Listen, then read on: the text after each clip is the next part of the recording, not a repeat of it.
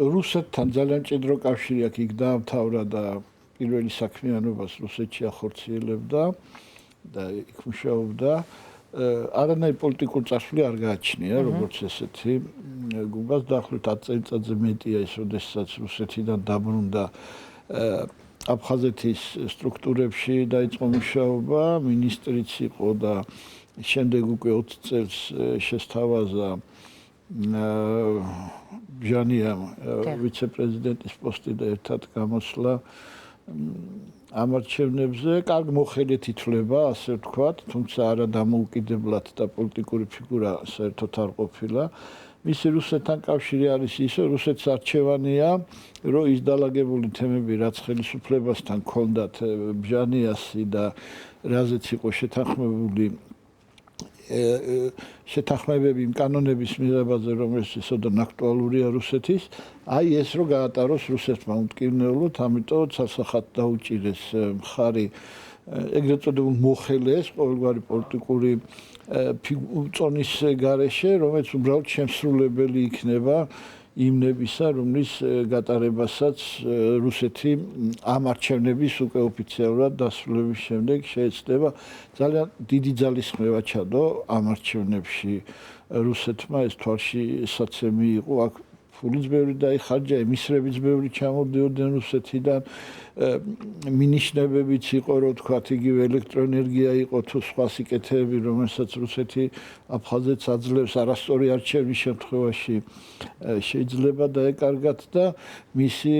ელექტორატი, მთლიანად რუსული ელექტორატი იქნა მობილიზებული, მათ შორის თანხების, საკმაოდ დიდი თანხების საშუალებით, ასევე პოლიტიკური ზეწოლით, მთელი საინფორმაციო კამპანიით, აგრესიული და ამ შემდეგ იმისათვის, რომ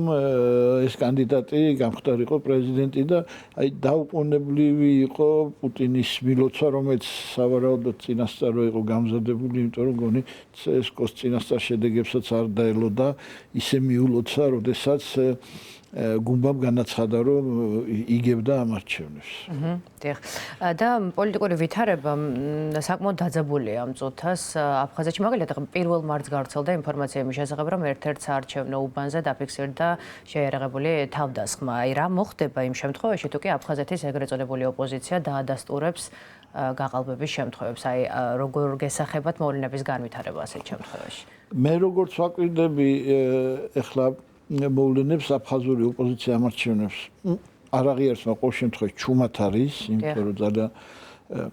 ბევრი ისეთი ფაქტები აქვს, რომლისაცაც აპელირება შეიძლება. ერთი მიზეზი ის არის, რომ ოფიციალური შედეგები ჯერ საარჩევნო კომისიის არ გამოქვეყნებულა, თუმცა ალბათ რაღაც პოზიციის მოსინჯვაც ხდება, იმიტომ რომ როგორი რეაგირება აძიმბად და მისმა გუნდმა მოახდინოს ამ შემთხვევაში აი მას ამზადებენ, იმიტომ რომ შესაძლოა მასზე სისხლის სამართლის საქმეც აღძრას, იმიტომ რომ დაადანაშაულეს ანტისომხური კამპანიის წარმოებაში და შუღლის გაღვივებაში, ასევე ამ კამპანიის წინასაარჩევნო პერიოდში ხან პროთურქულობა და ხან პროდასავლურობა დასწავლეს და კიდევ უამრავი რაღაც ისე მოსალოდნელია, ბატონო ზურაბ, რომ ეთნიკურად სომეხ მოსახლეობას შეუზღუდონ პოლიტიკური უფლებები. არა, გამორიცხულია ეს, იმიტომ რომ ამ შემთხვევაში ის კანდიდატია, რომელიც რუსეთის ინტერესებს ბოლომდე გამტარებელი იქნება, პირიქით ამ არჩევნებში უფლებები შეუზღუდეს დიასპორას. ის, ვინც როგორც წესი პროაფხაზურ პოზიციას იჭერს ხოლმე და ეგრეთ წოდებულ ოპოზიციურ მიმართულებას შეუზღუდეს მოქმედების საშუალება, ეს რუსეთის მხრიდან გასაგებია, იმიტომ რომ მთლიანად მათ კმაყოფაზე და მათი მხარდაჭერით არსებული ეს რესპუბლიკა უკვე მე რამდენი წელია წინააღმდეგება და ვერც ერთი მათი ხელსაყრელი კანონი ვერ გაიტანეს, რომელიც მათ ჭირდებოდა და იმ ბიჭუნთვის აგარაგზეც კი მაშინ ბჟანიამ მოახერხა და ისეთი დანართი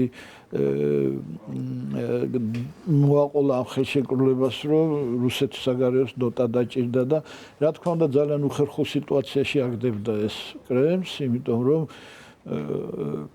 ფაქტურად ის ვიც ხელით გულზე ატარებდა ეწინააღმდეგებოდა და ანტირუსულ განწყობებს ავლენდა. ეს არჩევნების შედეგებიც მაგის დასტურია დღეს, რომ ეს პრობლემები არ მოგვარებულა და არა თვითონ წინასაარჩევნო პერიოდი და არჩევნების პროცესი, არამედ ის 42%, რომელმაც არ მისცა ხმა, ასე ვთქვათ, პრორუსულ განწყობას, თუმცა ეს გაცილებით მეტია და ისევ და ისევ თუ ვუნდებით იმას, რომ რა მეთოდებით იქნა ეს ხმები მოპოვებული გუმბას მხარდაჭერების მიერ, შესაძლოა თითქმის თანაბარ ბალანსზე იყოს ლაპარაკი, ანუ ეს მოსახლეობა არსად წასულა, ამ მოსახლეობის პრეტენზიები იმ რუსული ექსპანსიის და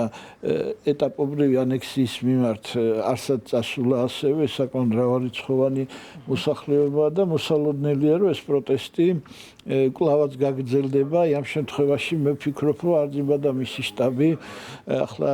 სწორედ იმის განსჯაში არიან, რომ ჩაუდგნენ ამ აქტიურ ოპოზიციურ გამოსვლებს და პროტესტს სათავეში თუ უბრალოდ შეეგუონ ამარჩევნეს და საკუთარი თავის უსაფრთხოებაზე იზრუნონ.